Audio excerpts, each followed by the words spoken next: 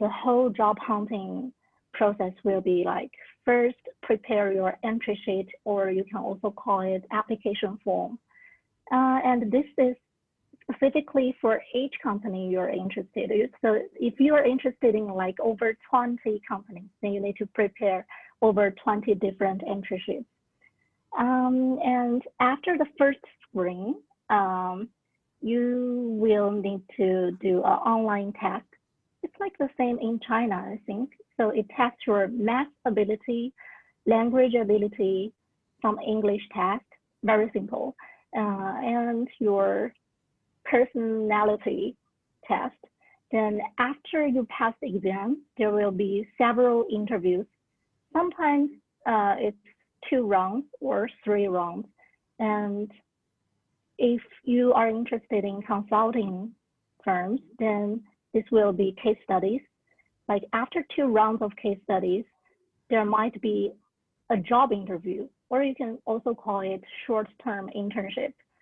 I just introduced before that I went to Morgan Stanley and McKinsey and PwC for the internship. That it's also one section of the whole job hunting process. So you have to go to the job interview to get a final offer.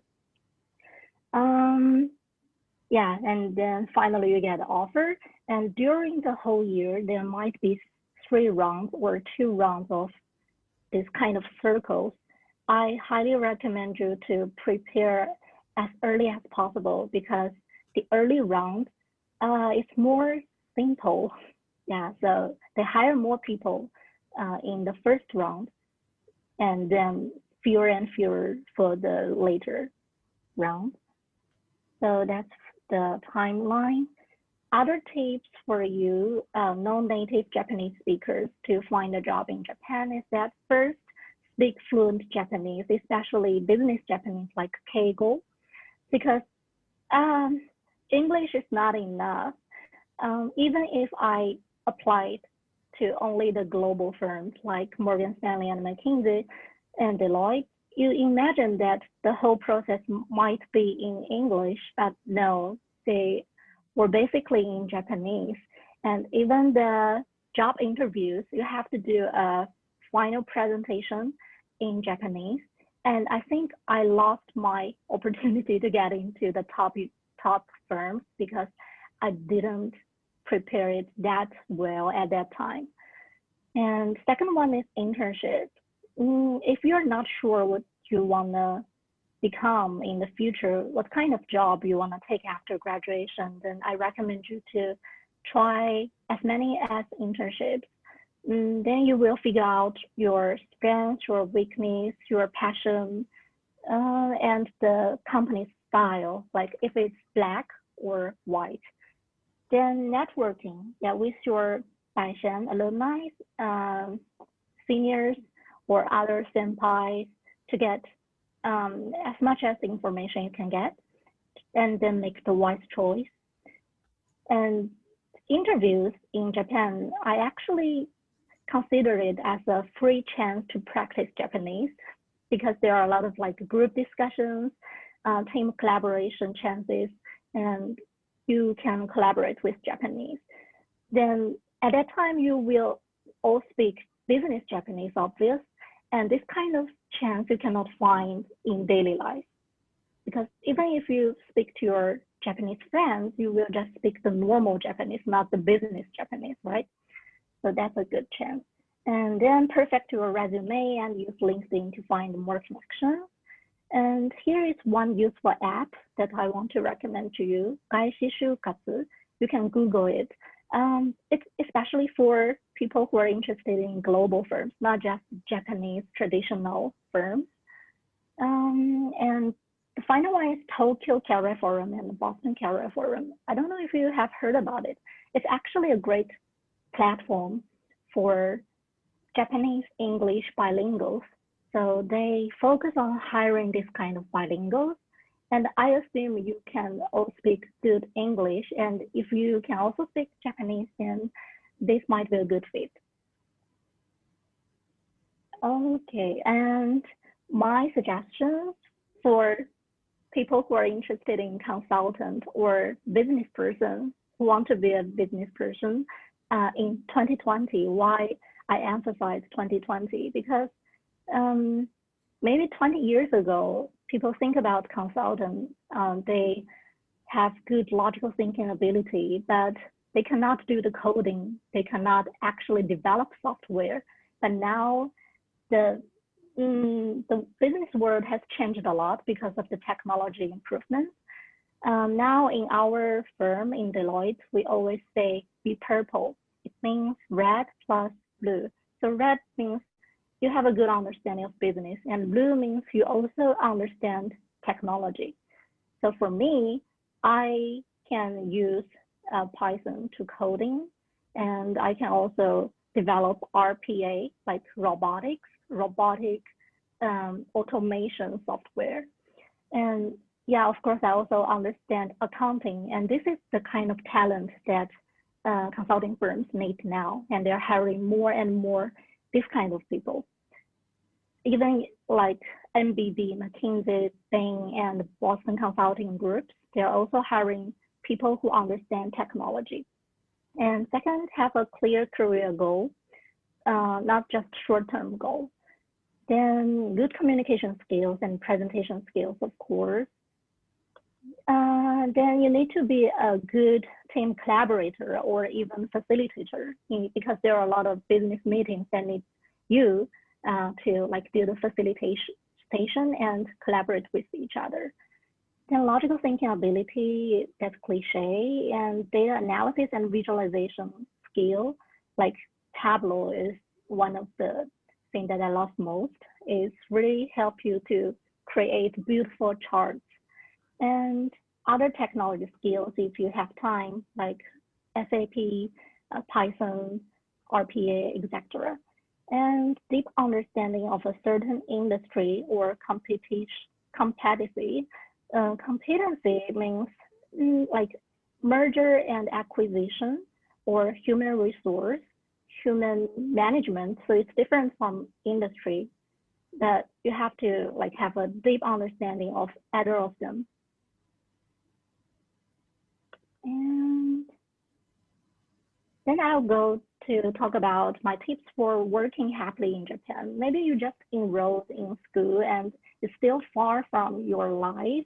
But I think once you really get into the working environment, you will start like considering about these things, like how to speak up, how to present yourself, how to like enhance your presence in the firm, especially as a non-Japanese native speaker. So I think first, Japanese is pretty important.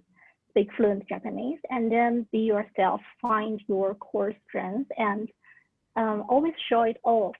And then be proactive in any meeting, any discussion. Even if your Japanese is not that perfect, but your ideas matter more. Especially as foreigners, our strength is that we think differently from the traditional Japanese, and that's our value to the firm. Also, yeah, be confident, but at the same time, be humble.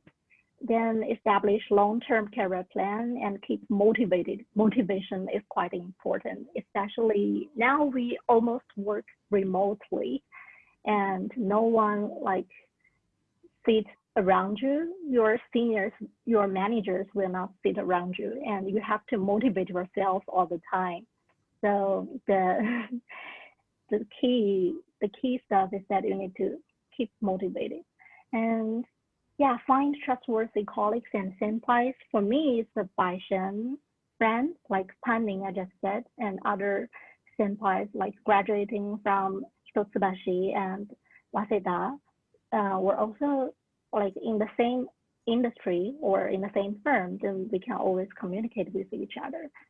And keep learning, keep reading, keep exercising, keep mental health and physical health. That's also important. And finally, balance your work and life, your private time and social life. Let me see. Yeah, I think that's all about the working part. Yeah. Thank you for sharing with us so many tips. I wonder, because you have been working in Japan for a while, what What is the most shocking or surprising thing about the working culture in Japan for you? Well, I think in Deloitte, because it's quite global, I didn't find something shocking, to be honest. But when I did internship in Japanese security firm, um, I felt their working style is kind of old. Like they still use the very simple, very silly Excel to do project management. And for me, it's impossible because we always use like WBS, like the very advanced Excel, or even Salesforce, some automatic software to manage the whole project.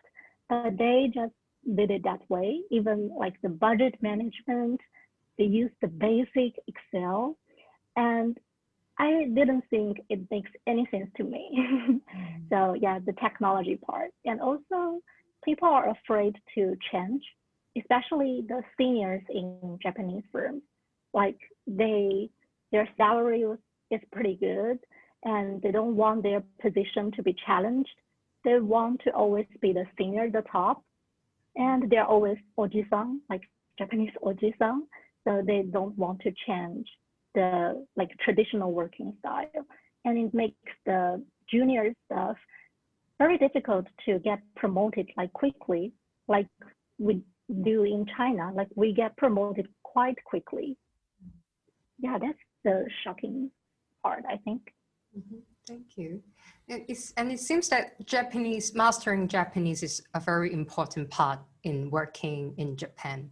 Do you have any tips in learning or mastering Japanese for all the scholars, no matter in that workplace or at school? Oh, well, for them? watch Japanese drama. And yeah, like Hanzawa Naoki, like the second season now, it talks about Bankman. And I always read it loud when I watch Japanese dramas. Like for the first 2 years, I studied Japanese. Now I don't do that anymore. But yeah, at the very first part, I did that, like read it loud and also talk to your friends in Japanese.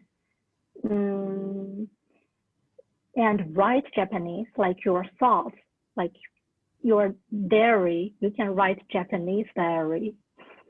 That's a good practice. Thank you. So we've been talking a lot about your life back then and your career development in Japan. I also wonder how your Bai Xian experience has impacted your perspective on career. That is important part. So as you just said in the orientation part, that Bai Xian encourages people to build strong friendship with people from different backgrounds. And I think that's the biggest meaning of Bai Xian for me. And it's also a good platform to connect you and other alumni, even if you graduated or moved to another city, another country, because we are like everywhere in Asia, right? So even if you move to like Seoul or Taiwan or Hong Kong, I think you can find Bai Xian community everywhere. And this can be like a long-term connection for you. And also, I remember when I was in Kyoto University, we actually organized several seminars about like future technology, sustainability, and humanity, like this kind of stuff that you don't talk often in your daily life. That Professor Zhao in Kyoto University actually organized the monthly seminars, and we, a group of people from different backgrounds and studied different researches, we share our research and we share our thoughts. And after that, we always go to lunch or dinner together. So it's a great and strong connection for you. And I'm sure you can find like your lifetime friends and future colleagues like me in this community. So yeah, I highly recommend you to like explore more in this community and find your like soulmate or even boyfriend, girlfriend. Wow. Bai Xian love story, right? Thank Yeah, you, I heard Ziyan, a for lot. sharing a lot with us. And I know that you also would like to share your contact with us. So for those of you who have any question about her sharing today, you want to know more about working tips in Japan, you can actually contact Ziyan, right? You can share with us your Yeah. contact info. So Yeah. yeah, if you want to know more, you can contact me via Gmail or Instagram or WeChat. And this one, the QR code for my WeChat. Yeah, you guys can scan I'll her stop QR here. code. Yeah. Thank you so much, Ziyan, for sharing with us today. We are very happy to have you to share with us, and I really hope that no matter you're finding a job in Japan or really looking for some tips to live happily in Kyoto or Tokyo, I really hope this sharing you will find it helpful. So let's give Ziyan a round of applause, a virtual round Thank of applause. you. Thank you Thank you, for the Ziyan. invitation.